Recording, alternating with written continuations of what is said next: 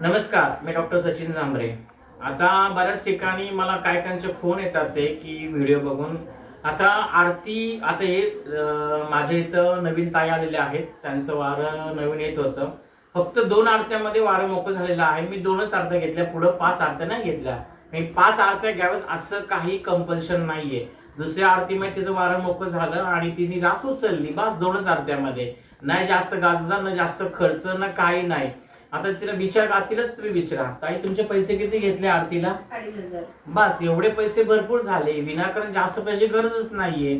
कारण की परिस्थिती जर तुमची असेल, मोठं घर असेल, तुमच्याकडे पैसे जास्त असू शकतात किंवा ज्याचे ऐपत असेल ते खर्च जास्त करू शकतात. पण आरतीला फक्त 2,500 भरपूर झाले.